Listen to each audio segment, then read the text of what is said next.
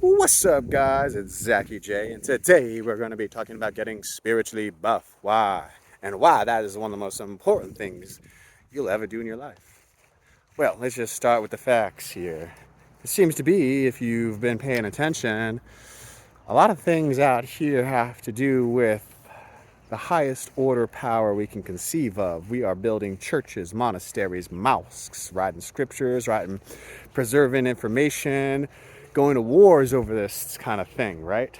So, and not only that, when people tend to stray later on in their years, they tend to sacrifice the things that they have acquired, their earthly possessions, in order to gain something deeper. And that deepness, that richness, is what I will colloquially refer to as being spiritually buff. Yes, being spiritually buff is incredibly important because it's the thing that matters after all of the success and accolades and ribbons and awards you can drape all over yourself. The thing that keeps your heart pumping, not just your good cardiovascular health, which is also important, so don't forget to become physically buff too along your way, physically fit, but it's your spirit body. We have to build out our spirit body. We have to build out our, what the Jungians would refer to as the psyche, right? By tapping into our unconscious and mapping it out, mapping the unconscious and turning the unconscious into conscious, right?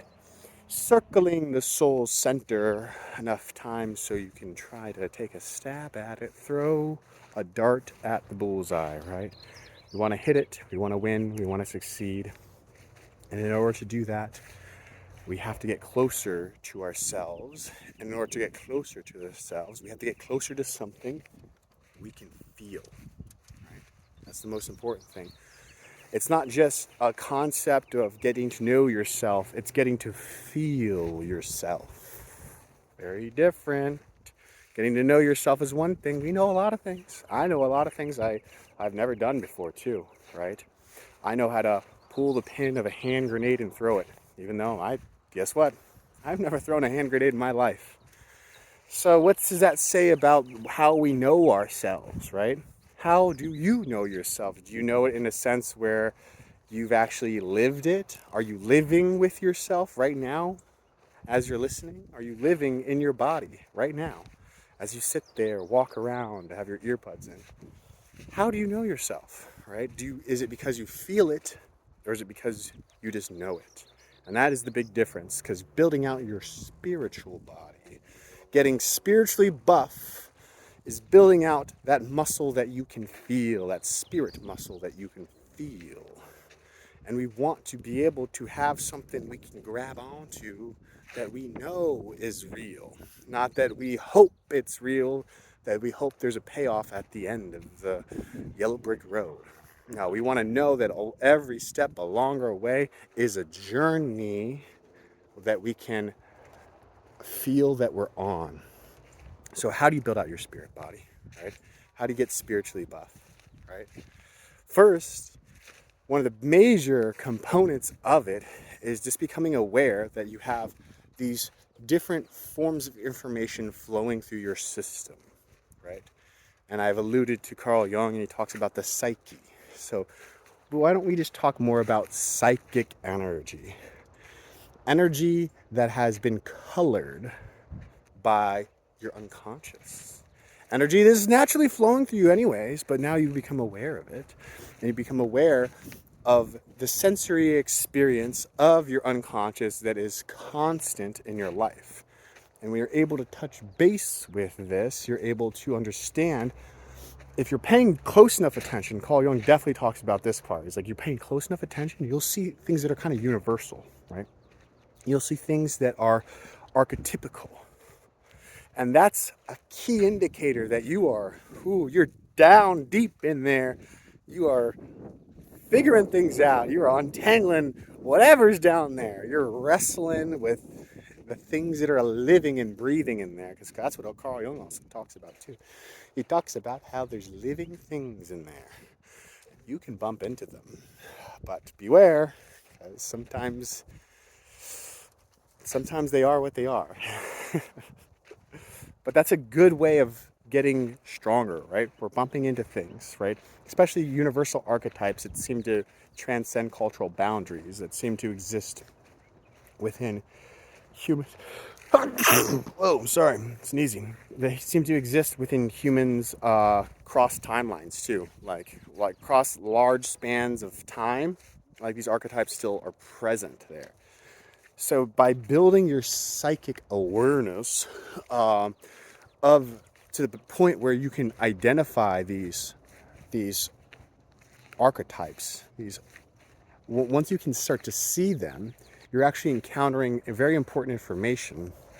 And by taking the time to witness them, you're actively relaxing your mind and building that strength up for your psychic awareness, right? It doesn't have to be like a psychic awareness of, some people like to throw around the term psychic and have an extrasensory psychic experience, which is totally fine. Like, have their extrasensory psychic experiences too. But first, before you even touch any of that stuff, before you even worry about any of that stuff, have profound psychic experiences that are sourced from your own unconscious that you can tell, because eventually you're going to come across archetypes. And when you come across those archetypes, you know you're getting stronger. You know you're actively getting spiritually buff. And that's like one source of information that's flowing through your system is psychic information. And that's not the only source. You have another source too that is beyond concept, right? The sources that are beyond concept, they don't have that many thought frameworks around them. It's more of a felt experience. And one of the hardest things to do is to have a felt experience when you've been ignoring how you feel for a very long time. And sometimes people ignore how they feel because they don't know what to do with certain emotions, because certain emotions trigger certain actions, right? And those actions send you on sometimes wild escapades, and maybe things end up having you do things that you end up regretting, right? So like the trust factor with feeling is kind of really not there. So in order to feel properly, you have to have a key word here. It's called equanimity. Yes, the Buddhist terms of equanimity. And try building that one out, right? That's a little bit a harder thing to do. Because like equanimity, if I was to describe it with a metaphor, imagine like a bee or a wasp was flying around you, right? The first thing that a lot of people's natural reaction would be to swat at the wasp. Well, you swat at the wasp, now it gets upset, and now maybe there's two wasps, now you get stung, right? Equanimity is being like, okay, there's a wasp, you shrug your shoulders. You get it, it can sting you. You get it, it could also just fly away. But your non-reactivity to this animal tends to be something that allows nature to take its course, and it just goes on its way. And that equanimity is really important. And you have to have this sense of grounding that when something like dangerous or something that's reactive comes into your field of experience, the first thing you're doing is not swatting at it and fighting it, right? Or being so afraid you're running away from it, right? You would hate that if you had one wasp remove you from an entire day's worth of experience just because of the fear of it, right? We know that we can just shrug our shoulders at it. Maybe it was scary for a bit of time, but we can still be within that environment. Maybe we just remove ourselves a couple paces away from the wasp. But with thoughts, it's different, right? Because they can be persistent. So if you're consistently running away from them in fear or fighting them, then you're going to consistently have to deal with them. So in order to really get a true grasp on your felt perspective, you have to view them with equanimity. And this equanimity has to be a foundational practice. Your mind has to be built up to the point where, unless you're like already like that, if you got it like that, sure, just rock it. Some people, like I didn't have it like that when I was growing up. I was consistently considering many different factors and putting myself last in the priorities list. Don't do that, right? But when you're viewing things with equanimity, you're actually putting yourself first, because you get to live in those moments and truly experience what there is to be found in there. And Mother Nature will teach you things about yourself that are super important to know. And the way that you and Mother Nature interface is often the way that you have to learn how to interface with yourself, right? When we're interfacing with Mother Nature and scorpions, wasps, anything, right?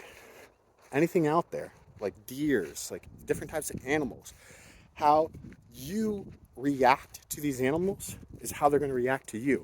And how you react to your thoughts is how they're going to react to you. So you have some negative thoughts and you're reacting to them, they're going to react negatively to you. You know what I mean? You're like, oh, I'm scared. Well, now your thoughts are going to be scared of you. And now you're going to be full of scared thoughts.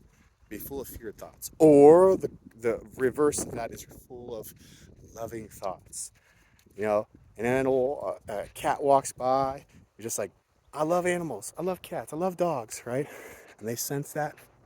Well, the way that they sense it is the way that your energy will sense you, and the energy of your spirit body will sense you.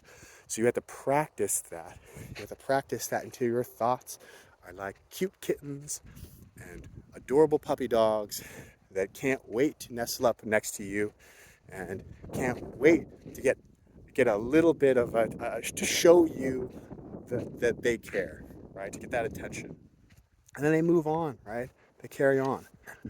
And if you can sit quietly enough to start witnessing the archetypes in your subconscious through the psychic flow of energy that's naturally going through your mental, right? Energy is going through your brain. That means there's psychic energy consistently flowing through you. And then being able to tune into the felt presence of your being. Well, you start doing those two things and you get really spiritually buff. And you get spiritually buff enough, well, there seems to be a lot of cool things on the other side of that. A lot of specialized powers. And, you're not supposed to be, hopefully that's not your only motivation, right? Is to have a psychic, extrasensory psychic experience every now and then. Or make it at the front of your personality. But, having a few of these delightful treats along the way, that's pretty cool. So why not? Why not unlock experiences that are gate guarded behind fear and ignorance and, and anger and greed? Those all things are gate guarding experiences from you. And the more spiritually buff you get, the more you can vault over any of these obstacles and never have to worry about them. And then you get to realize why it's so important. It's so important why all these civilizations are building these monuments to the fact of the human experience can be so wonderful that our internal landscapes can be so free, liberated, and peaceful that it makes sense that chaos itself is conquered. And it's conquered through people that are willing to be liberated in the present, no matter the conditions, that are willing to be free, no matter the outside circumstances, because they don't identify with the outside circumstances. They can completely be in accordance to the laws of nature while they can transcend the laws of nature. And that is you. That is you. You are very capable of these things too, if you're willing to get spiritually buffed too. So come on down. Let's get some spiritually buff people out here. You need more of them. You need enough people to have a critical mass of spiritually buff people, so then boom, the world starts changing. That's what happens. People start getting tuned in and turned on, and then boom, the world changes. And you can be a part of that change too. So thank you guys for tuning in. I deeply appreciate every single one of you that has watched this video, especially to the end. Give me a like and subscribe. I would deeply appreciate that. And share with a friend that needs to get spiritually buffed too, because we're all trying to, we're all sharing consciousness together, and we can all make it a better place. If we make our consciousness more comfortable, we make it more comfortable for everyone else too. I'll talk to you soon. Have a great rest of the day. Bye.